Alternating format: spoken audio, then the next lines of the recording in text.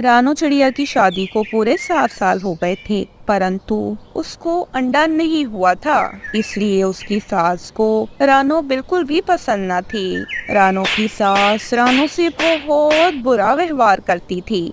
आकाश, मैं कह रही हूँ इस चिड़िया को इसके घर भेज दे। बहुत बुरी चिड़िया है ये, मुझे तो जहर लगती है, जहर। माँ, आप हमेशा रानो से नाराज रहती हैं। रानो ऐसी चिड़िया नहीं है। आप इसे अपनी बेटी समझा करें। ये भी आपको अपनी माँ ही समझती है।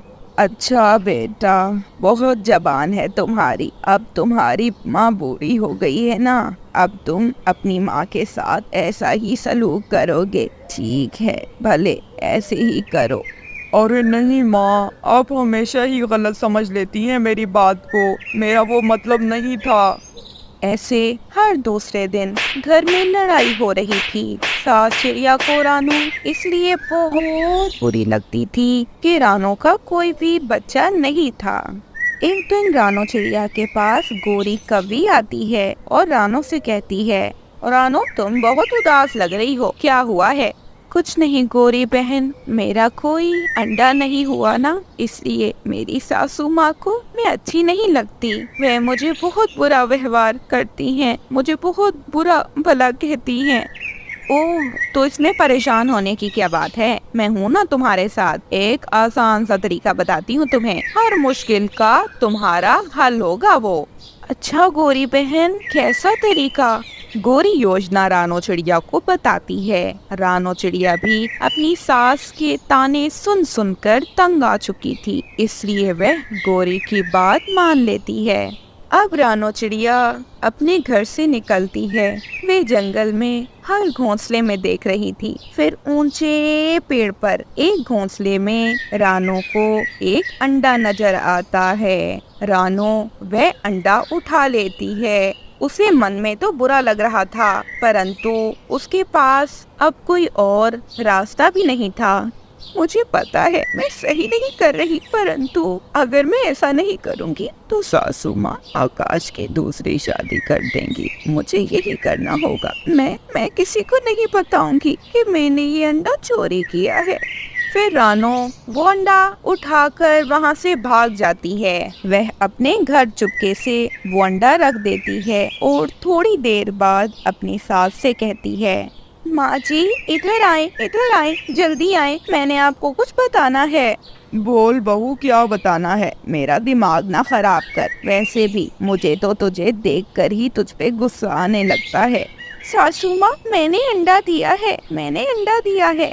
अरे बहू, तू सच कह रही है, तू बहुत अच्छी थी। मैं ही तुझे गलत समझ रही थी। मैं तो बहुत परेशान थी। मैं सोच रही थी कि आकाश की दूसरी शादी कर दूं और तुझे अपने घर से निकाल दूं, परंतु मैं बहुत गलत थी। आकाश शुरू से सही कहता था कि तू अच्छी है, मेरी ही गलती थी, मुझे माफ करना बहू। आकाश भी बहुत खुश था, परंतु आकाश को बहुत हैरानी भी थी। उसे रानो पे थोड़ा थोड़ा शक हो रहा था कि ये अंडा वो कहाँ से चोरी तो नहीं कर लाई, क्योंकि रानो बहुत परेशान थी।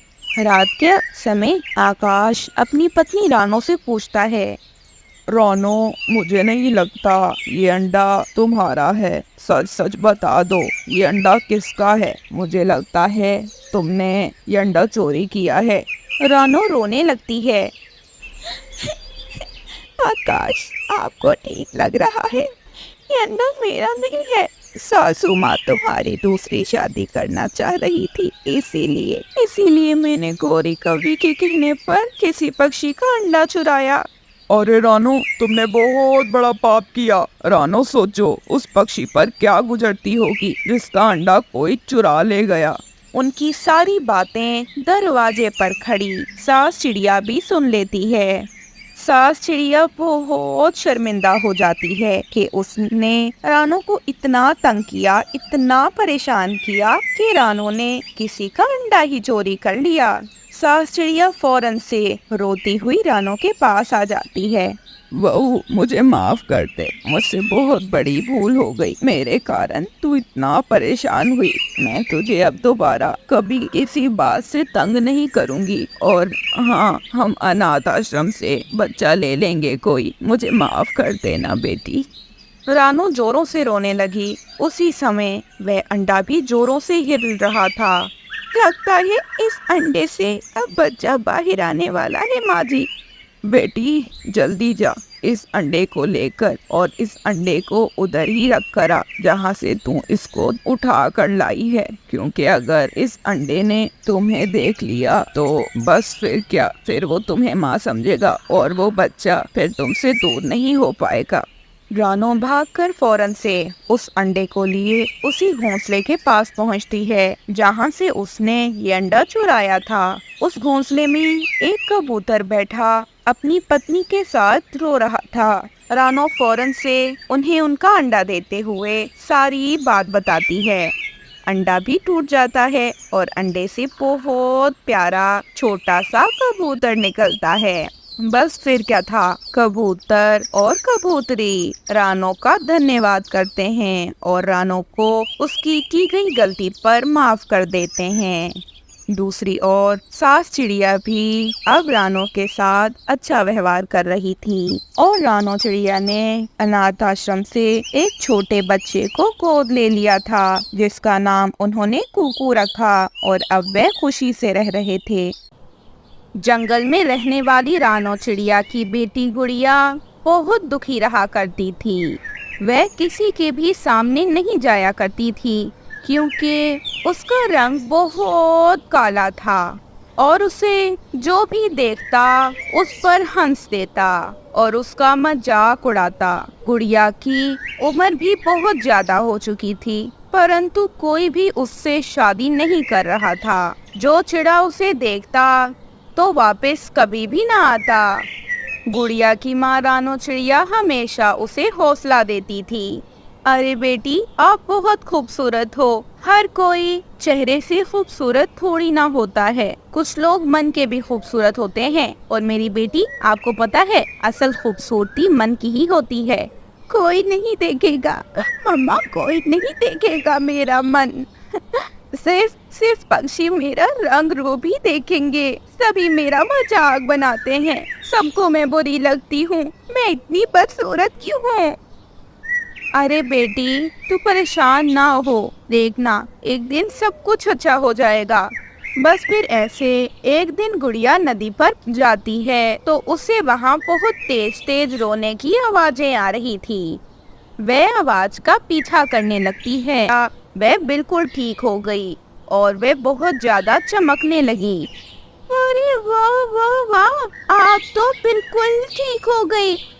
बेटी तेरा शुक्रिया, तू बहुत बहुत बहुत अच्छी चिड़िया है। तू बता तुझे क्या चाहिए? तू जो मांगेगी तुझे मिलेगा। हाँ हाँ, तुझे मिलेगा।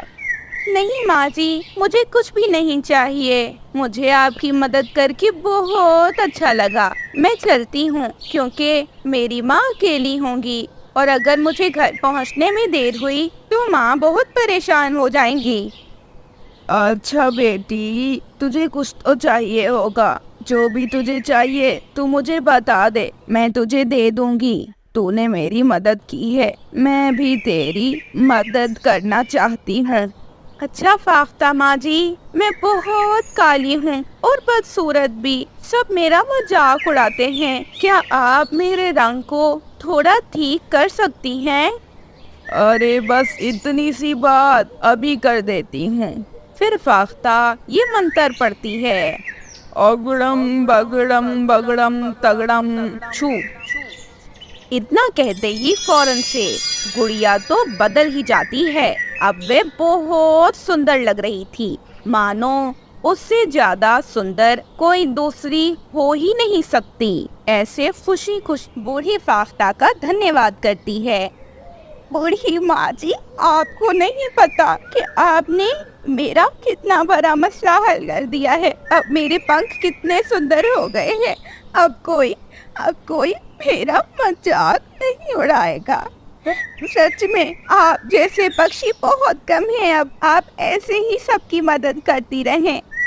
बेटी, मैंने तेरी मदद की है, लेकिन तूने भी तो मेरी मदद की। तू इतने दूर मेरे लिए पानी लेने गई। तेरा मन साफ है, तू बहुत अच्छी है बेटी। अगर तुझ जैसे पक्षी हमारे जंगल में और आ जाए ना, तो कितना शांति वाला माहौल हो जाए, कितना सुकून हो।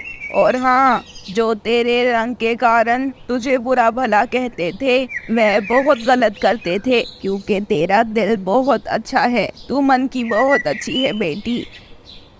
ऐसे बूढ़ी फाख्ता से बातें करने के बाद गुड़िया अपने घर के लिए निकल पड़ती है।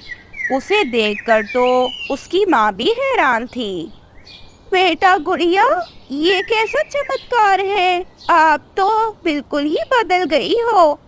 फिर गुड़िया सारी बात अपनी माँ को बताती है।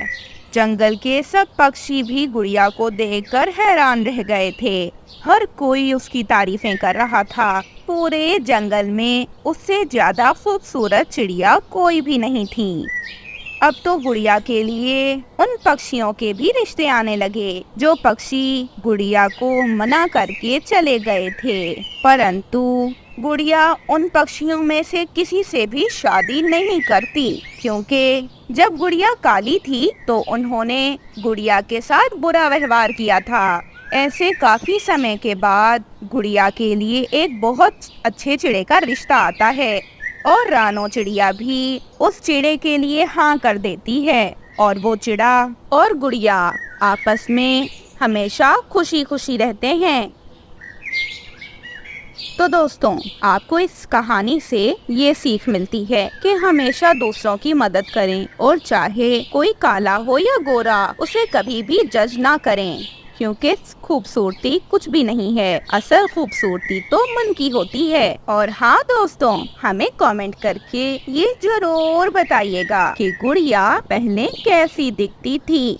जादुई फूल।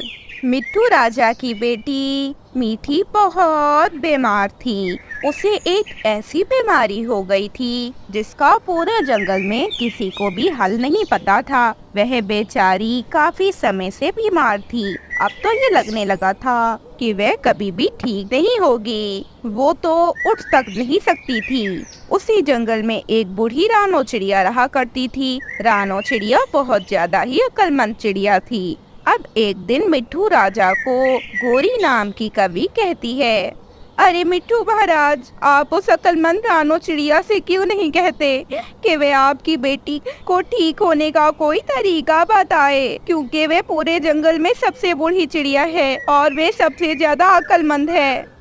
अरे वो चिड़िया कहाँ रहती है गोरी कवि?